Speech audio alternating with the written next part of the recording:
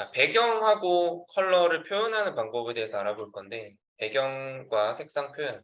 이제 배경 이미지를 지정하는 속성, 백그라운드라는 속성에 대해서 알아보고, 웹에서 컬러를 표현할 때에는 어떤 방법들이 있는가 한번 정리해 볼 거예요. 그리고 그라데이션이라고 하죠. 그레디언트라고 해서 색상이 변화하는 과정을 쭉 보여주는 그라데이션도 한번 적용해 보겠습니다. 백그라운드라는 속성은 요소의 배경 스타일을 지정하는 속성이에요. 얘도 단축 속성이라서 또 개별 속성들을 가지고 있어요. 백그라운드 컬러, 이미지, 리핏 등등등이 있죠. 그래서 컬러로는 앞에서 우리가 좀 많이 해봤죠. 백그라운드 컬러에서 배경색, 로얄 블루, 컨플라워 블루, 레드 이런 식으로 바꿔봤고, 백그라운드 이미지라는 개별 속성으로는 배경 이미지 지정할 수가 있습니다. URL 함수로 이미지가 있는 경로를 작성해서 지정할 수가 있고, 백그라운드 리핏은 우리가 어떤 컨테이너가 있으면 그 컨테이너에 꽉 채울 만큼 배경 이미지가 꽉 차면 상관이 없는데, 배경 이미지 원본이 컨테이너보다 작으면 그러면 걔가, 여러분들 바둑판식 배열이라고 들어보셨나요? 바둑판식 배열이라고 해서 조금 작은 이미지면 그 이미지가 반복해서 나와요. 그래서 그 반복에 대한 여부를 지정할 수가 있습니다. 백그라운드 리핏.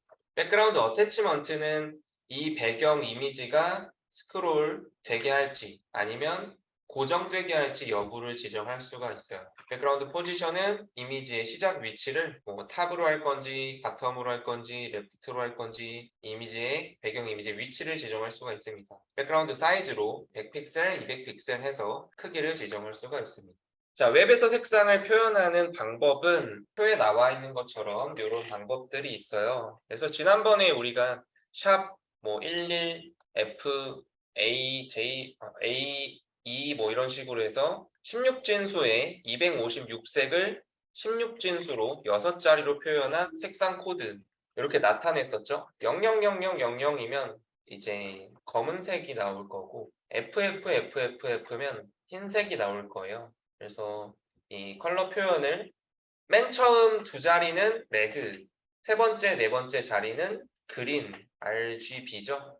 다섯 번째, 여섯 번째 자리는 블루에서 파란색을 나타냅니다. 원래는 우리가 이 RGB를 표현할 때 레드로 0부터, 레드를 0부터 255색, 그 다음에 그린을 0부터 255색, 블루를 0부터 255라는 값으로 256색을 나타내요. 그래서 RGB라는 함수로는 100, 100, 100 이렇게 해서 10진수로 총 9자리를 사용해서 색을 나타냅니다. RBG가 아니라 RGB죠. 그런데 이제 이렇게 하면 9자리나 써야 되니까 10진수로 나타내는 이 세 자리의 표현을 16진수로 두 자리로 줄여버린 거죠.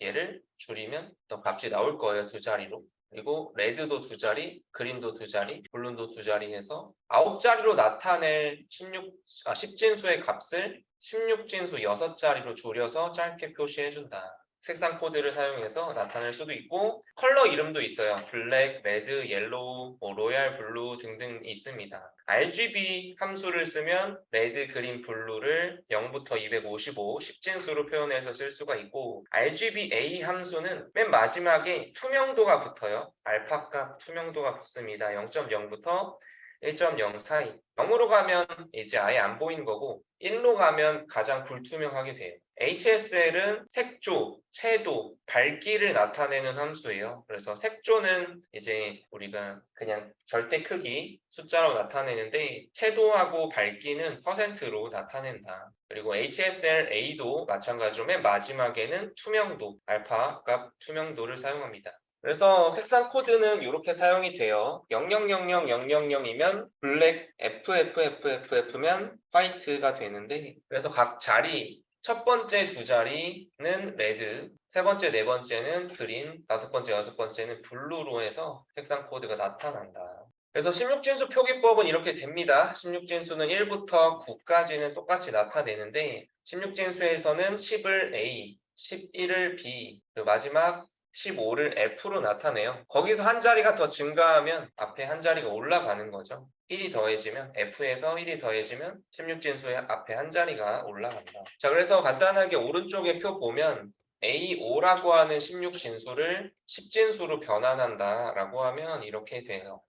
여기 A가 있는 자리가 16의 1승 자리고 그리고 뒤에 5가 있는 자리가 16의 0승 자리, 즉 1의 자리예요.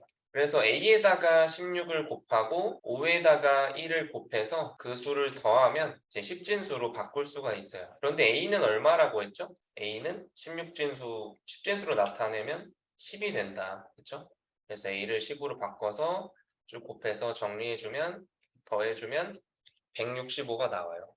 그래서 원래는 10진수로 165로 세 자리로 표현해야 될 값을 16진수로 표기하니까 두 자리면 더 짧게 표현할 수가 있는 거죠. 색상 코드 표입니다. RGBA라는 함수 쓰면 그렇죠? 레드, 그린, 블루 그리고 알파 값 이렇게 해서 투명 0으로 갈수록 투명해지고 1로 갈수록 불투명해집니다. HSLA도 색조 0부터 360, 채도는 0%부터 100%. 채도는 더 커질수록 짙어지고 그 다음에 명도, 밝기는 50이 이제 기본값이고 0으로 갈수록 어두워지고요. 100으로 갈수록 밝아집니다. 불투명도 역시 0으로 가면 투명해지고 1로 가면 밝아지죠. 불투명해집니다. 그라데이션 보도록 할게요. 우리가 CSS에서 그라디언트를 줄 수 있는 함수는 이렇게 세 가지가 있는데 선형 그라데이션, 그 다음에 방사형 그라데이션, 원뿔형 그라데이션이 있어요.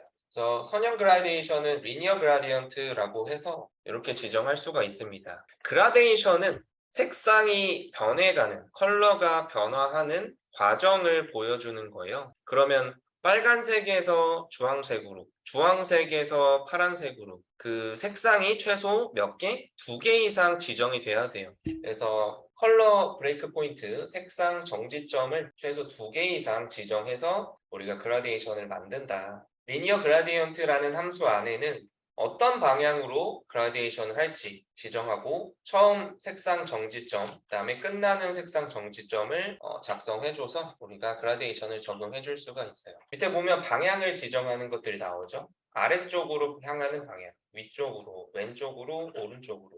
그 외에도 뭐 각도로 지정할 수도 있습니다.